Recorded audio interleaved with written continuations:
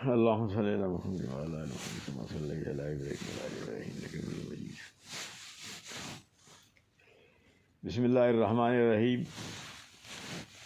17 رمضان المبارک کئی اعتبار سے یہ تاریخ اہم ہے کہ اس تاریخ میں حضرت عائشہ صدیقہ رضی اللہ عنہا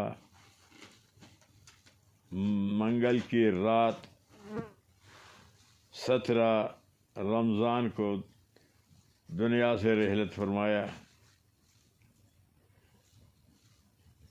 آپ کا جنازہ ابو ہریرہ رضی اللہ تعالیٰ عنہ نے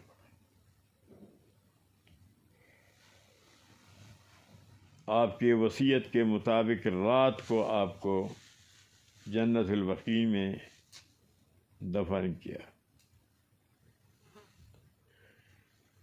6 سال کہ عمر میں شوال کے مہینے میں ہجرت سے پہلے مکہ میں نبی علیہ السلام نے آپ سے نکاح فرمایا،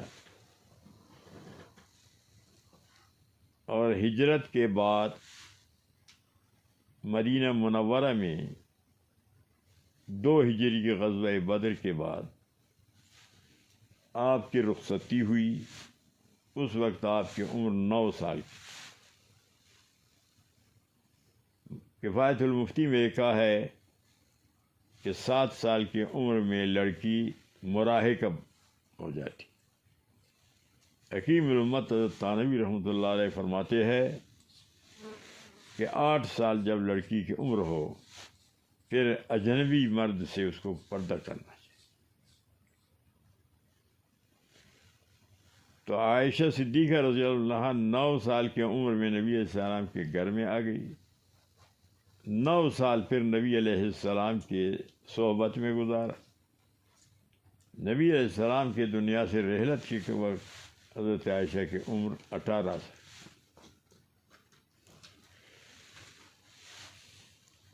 کل آپ کی عمر 65 سال ہے. 57 ہجری میں آپ وفات کی. آپ کی بہت سے خصوصیات ہے کہ جو دوسروں میں پائے نہیں جاتے کہ نبی علیہ السلام پر وحی آپ کے نوبت آپ کے گھر میں اترتی، اور کسی ازواج مطہرات میں سے کسی کے نوبت میں وحی نہیں.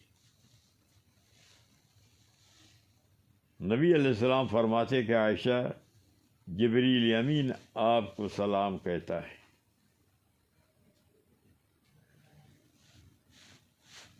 عائشہ صدیقہ رضی اللہ عنہا مکثرین صحابہ میں سے ہے، یعنی وہ صحابہ کے جن کی سب سے حدیثیں زیادہ ہے.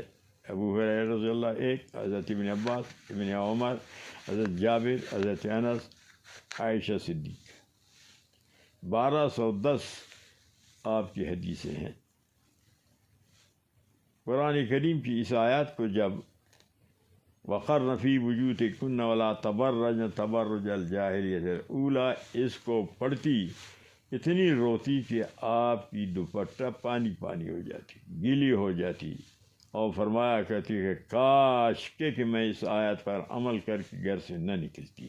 کہ عورت کو گھر سے نکلنے کا اللہ تعالیٰ نے اجازت نہیں دی ہے، کہ میرے نکلنے کی وجہ سے جنگ جمل میں صحابہ شہید ہو گئے، تو لہٰذا عورت کو گھر سے نہ نکلنا چاہیے، خواہ تعلیم کے لیے ہو یا غیر تعلیم کے. تعلیم منع نہیں عورت کی، تعلیم بے شک حاصل کرے، لیکن اپنے محارم سے، اپنے گھر میں بیٹی باپ سے، بہن بھائی سے، بیوی خاوند سے حاصل کرے، پڑھے، جتنا بھی وہ کر سکتا ہے پڑھ سکتا ہے کر لے.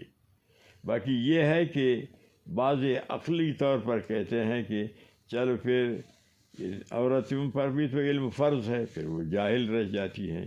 لیکن حدیث شریف میں ہے کہ طلب العلم فریضۃ علی کل مسلم، بس مسلم پر فرض ہے.